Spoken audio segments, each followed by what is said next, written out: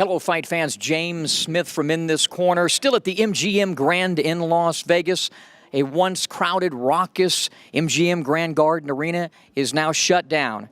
And shut down is exactly what Floyd Money Mayweather did en route to a lopsided 12-round decision over Manny Pacquiao. Floyd improves to 48-0 after the fight.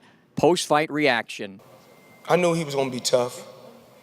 You know, I knew he was going to be a tough competitor. He's tough, you know, but his footwork, you know, compared to my footwork is totally different. You know, when he come, I kept using the check hook, you know, using the jab, then hook off. Then when he get close, you know, defense, then I tie him up, you know, roughhouse him. I got to do that with experience, roughhouse him, then take him back in the center of the ring, box him, counter him, touch him with the jab, just being smart.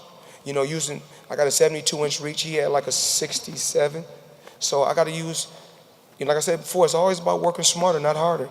And we believe in, you know, like I said before, taking less punishment as possible. And other fighters got baited into engaging toe-to-toe with Manny, and that's what he wanted. I respect Mayweather. I mean, he's fast.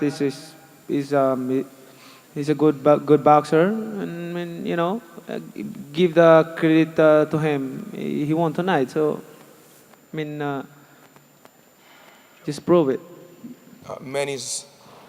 He's a remarkable fighter. He's an unbelievable fighter.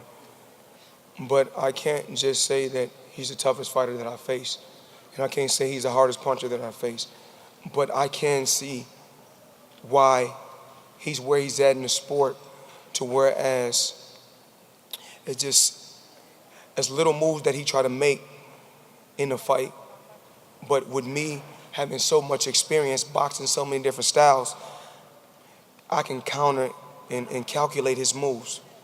It wasn't bothering me that the loss right now because I fought a good fight. I did my best, and I think the people they're very happy because even though I hurt my shoulder, I didn't complain in the ring and like that. But you know, it's part of the game. I mean, I don't want to make alibis or complain anything about that. Now you watch the fight, and you've watched many fights before. You see how many punches he throws with the right hand. Did you see him throw one right hook? Right? And the jabs, he threw apparently 190 jabs, they say, and he landed 19. Now, you know, giving Floyd credit for being a great defensive fighter, something's wrong with that if your shoulder and so forth is operating correctly. I knew I had him from round one. I came out there, I filled him out. I wanted to see his certain moves, you know. I want to see his jab, because if he uses jab, I'm going to counter over his jab. If he uses jab, I'm going to slide over and counter him with the right hand, or I can pull over his jab and hit him with a jab. It's just, everything is just calculated moves. I'm 10 steps ahead of any fighter. Even like when he hit me with a real good shot, I took it, I said, just stay right here. You've been here before. You know what it takes. Just wait. He's going to shoot his low, make him miss. And then what I do is go down to his body, slow him up, and when I slow him up with the body shot, look down body, feint him, touch him with the jab. Well, backing him up was part of our plan, taking charge of the fight, yes, and putting him on the ropes and outscoring him on the ropes was the big part of the plan, but we just couldn't be as consistent as we wanted to be because the shoulder did start hurting more, and, you know, the jab and the uppercut was okay, but the hook was a little hard for him to throw. This was another day at work. I mean, no different from the guy I fought in my third fight. I feel the same way about this fight right here.